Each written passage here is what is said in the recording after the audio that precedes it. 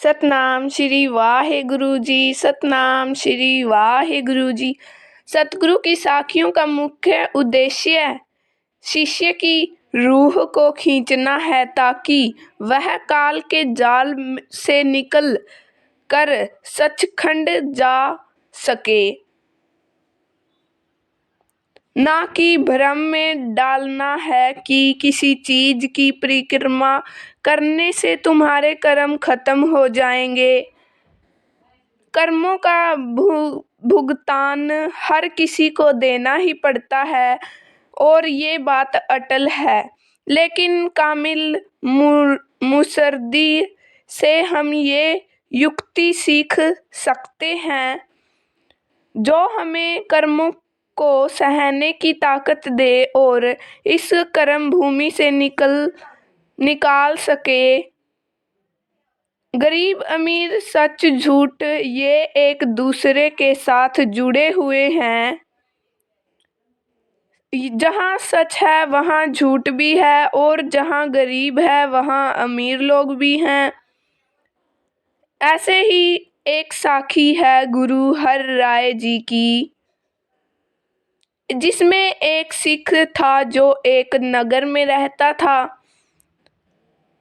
और गरीबी के कारण बड़ी मुश्किल से खुद के लिए भोजन का बंदोबस्त कर पाता था। उसे बहुत अरसा हो चुकी था। गरीबी बर्दाश्त करते करते उसके घर में एक तरफ चिड़िया का घोंसला भी था जिसमें चिड़िया का जोड़ा रहता था। वे दोनों सिख को देखकर बहुत दुखी होते हैं और सोचते थे कि कैसे इसके दुख को दूर किया जाए। एक दिन उन्होंने उस सिख के घर से अनाज को चोंच में भर कर गुरु के लंगर में मिला दिया और वे हर रोज ऐसा करने लगे। कुछ दिन बाद सिख के घर में अन्न और धन बहुत हो गया। सिख भी अमीर हो गया, लेकिन चिड़िया का जोड़ा प्रतिदिन चोंच भर के गुरु के लंगर में अनाज के दाने डालते रहे।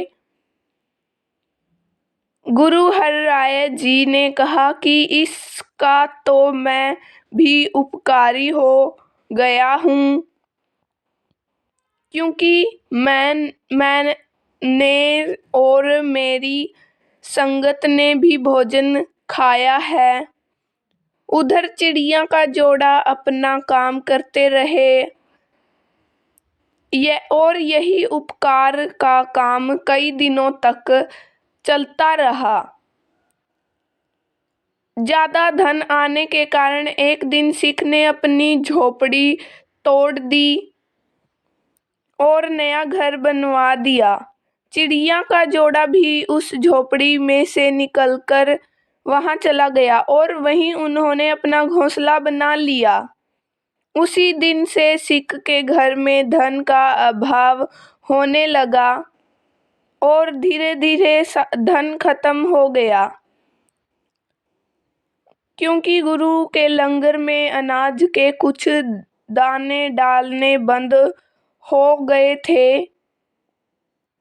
तो फिर उसको कहाँ से फल प्राप्त होता।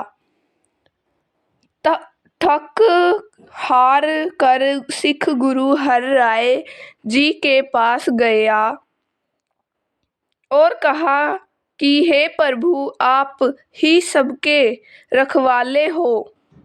आप ही हो जो सबके ऊपर कृपा करते हो। मेरी सहायता भी करो। पूरे जगत में सभी सिख आपका ही नाम लेते हैं। संपत्ति गरीबी से बड़ी थी, लेकिन अब वह सारी समाप्त हो गई है।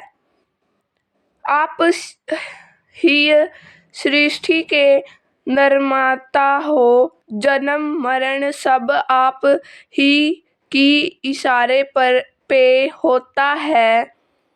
गुरुजी बोले कि तुम्हें क्या लगता है कि तुम्हारे पास संपत्ति बढ़ाने का कारण तुम्हारी मेहनत थी? नहीं, ऐसा बिल्कुल नहीं था। तुम्हारे घर से अनाज की सेवा आई थी, जिस वजह से कुल मालिक ने तुम्हारे अनाज खजाने भर दिए। अब वह सेवा नहीं आ रही तो तुम्हारे खजाने भी खाली हो गए।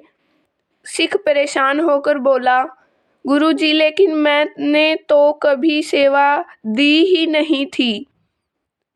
तब गुरुजी ने कहा कि तेरे घर पे एक चिड़िया का जोड़ा घोंसला बनाकर रहता था और उन्होंने तेरे अनाज में से यह सेवा डाली थी, जिस वजह से तेरे पास अन्न और धन इकट्ठा हुआ। लेकिन नया घर बनाने की वजह से वह जोड़ा भी वहां से उठ गया और तेरे घर की सेवा आनी बंद हो गई। तो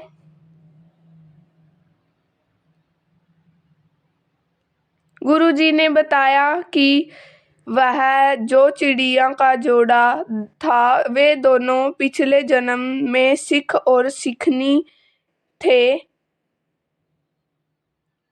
जिन्हें सेवा का महत्व पता था।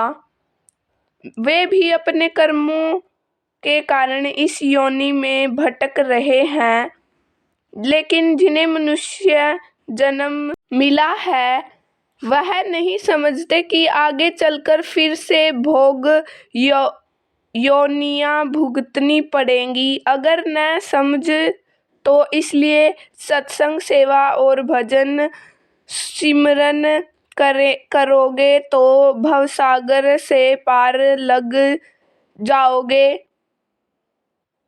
साध संगत जी, साखी अच्छी लगी तो सब्सक्राइब जरूर करना। धन्यवाद।